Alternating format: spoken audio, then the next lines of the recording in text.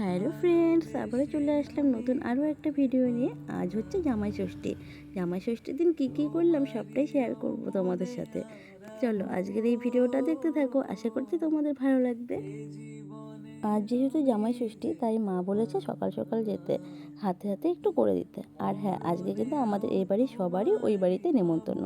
তো তাই সকাল সকাল উঠে সব কাজকর্ম করে স্নান দান করে চলে আসলাম আমাদের বাড়িতে। আর এসে দেখি আমার ভাইটা দেখো কত কাজ করছে, এখানে রসুন ছুলছে বসে বসে। আর বাবা গেছিলো বাজারে, বাজার থেকে সব নিয়ে আসছে, মাছ মাংস আর তার সাথে চিকেনও এনেছে। চিকেনটা এখনও মা ধোয়নি, কিন্তু মাছ মাংসগুলো ধোয়া হয়ে গেছে।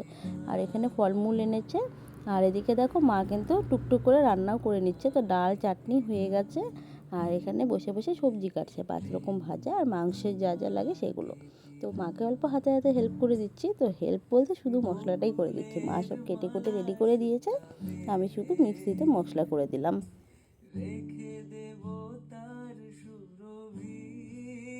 মাকে অল্প হেল্প করে দিয়ে তারপর চলে গেছিলাম বাজারে।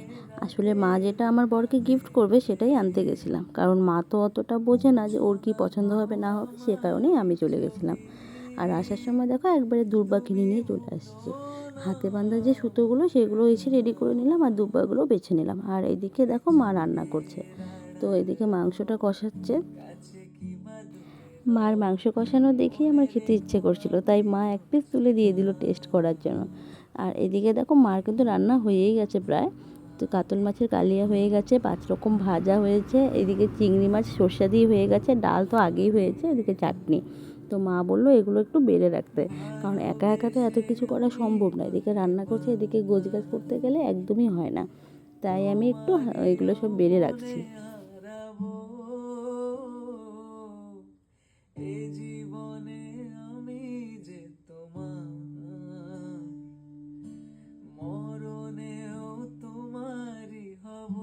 তো ওই বাড়িতে সব কিছু গুছিয়ে এবার চলে আসছি আমি আমার বাড়িতে। আর এখানে এসে একটু রেডি হয়ে নিচ্ছি।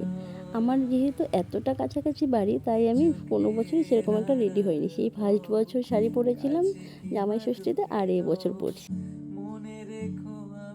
আসলে কি বলো তো, আমাদের বাড়িটা যেহেতু এতটাই কাছাকাছি, তাই একটু সেজে গুজে যেতে না নিজেরই কেমন লজ্জা লজ্জা লাগে, সে কারণে আর আমি সেরকম কোনো বছরই সাজি না। তবে এবছর ওর বাবা বলছিল যে না ও সাজো, কেন সাজবে না, সাজলে তো ফটো তুলতে পারবে। তো এই ফটো তোলার লোভে লোভে কিন্তু আমি সেজে নিয়েছি। আর এদিকে দেখো আমার ছেলেও রেডি হয়ে গেছে। তো এখন আমরা সবাই যাব ওই বাড়িতে। আর ও গেছিলো বাজারে, বাজার থেকে যা যা আনতে হয় সেগুলোও নিয়ে চলে আসছে। আর এইদিকে বাবা ছেলে বলছে এখান থেকে এখানে গাড়ি নিয়ে যাবে, আমাকে বারবার বলছে চলো চলো গাড়িতে। আমি বলছি না বাবা, আমি এখান থেকে এখানে আমি হেঁটেই চলে যাব। তো ওরা দেখো দুজন মিলে এখন যাচ্ছে গাড়ি নিয়ে নাটক মারতে।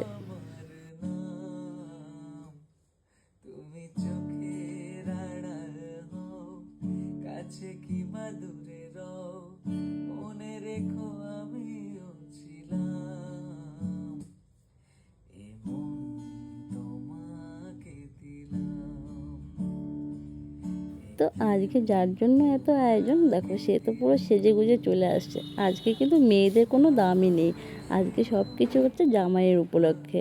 তো এদিকে দেখো বাবা বসে আছে, আর আমার ছেলে তো আসার পরেই দেখছে কি কি আনছে। আর এখানে পল্লবীও চলে আসছে, পল্লবীও এসে কাজে লেগে গেছে, ও এখানে স্যালাড কাটছে। আর মা এদিকে সব কিছু রেডি করে নিয়েছে, যে নিয়মগুলো আছে সেগুলো করার জন্য। তো এখানে সব গুছিয়ে নিয়েছে, মা এখন নিয়মগুলো করে নিক।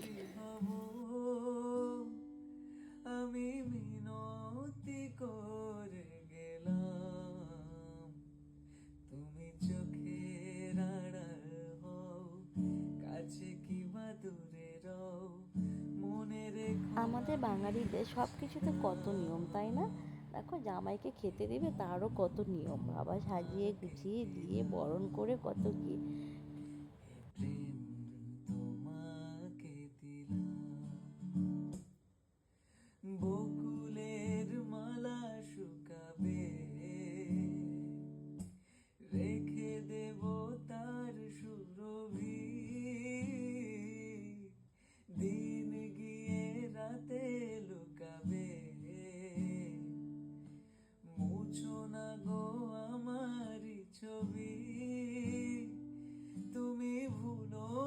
যাক, অবশেষে সব নিয়ম শেষ হয়েছে, এখন হচ্ছে খাওয়া দাওয়ার পালা। ও তো বসে পড়েছে খেতে, এখন আমরাও বসে পড়বো। ওকে তো এত কিছু দিয়েছে ঠিকই, কিন্তু ও সেরকম কিছু খেতে পারে না, ওই অল্প অল্প করেই সব টেস্ট করবে। এখান থেকে আমরাই সবাই ভাগ করে নিয়ে খেয়ে নিব। আর হ্যাঁ, আমি যখন বাড়িতে গেছিলাম রেডি হতে, তখন কিন্তু আমার শাশুড়ি মা আর তুতান আর আমার ছেলে এসে খাওয়া দাওয়া করে নিয়েছে। তো এখন শুধু আমরাই বাকি আছি। তো এখন এই যে আমরাও বসে পড়েছি, আমরা এখন খাওয়া দাওয়া করে নিচ্ছি, আর মা আর বাবা খাওয়া দাওয়া করবে।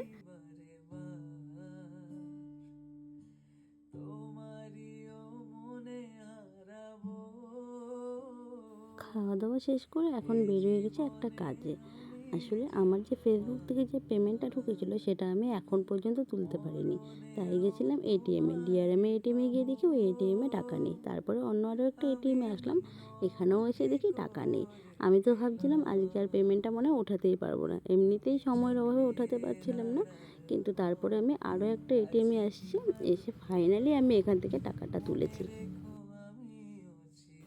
অনেক দিনের কষ্টের ফল আজকে আমি হাতে পেলাম। আর এই টাকাটা হাতে পেয়ে যে কী আনন্দ হচ্ছে আর কি বলবো, তোমাদেরকে বলে বোঝাতে পারবো না। মনে হয় ফার্স্ট পেমেন্ট পেয়ে সবারই এরকমই আনন্দ হয়।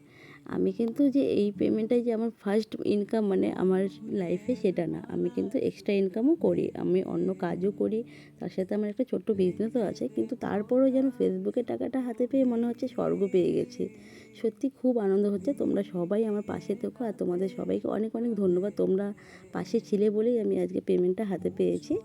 তো যাই হোক, তো টাকাটাকে নিয়ে এবার আমি চলে যাচ্ছি বাড়ি। তো চলো, আজকের ভিডিওটা আমার এই পর্যন্তই। আজকের মতন টাটা সবাইকে।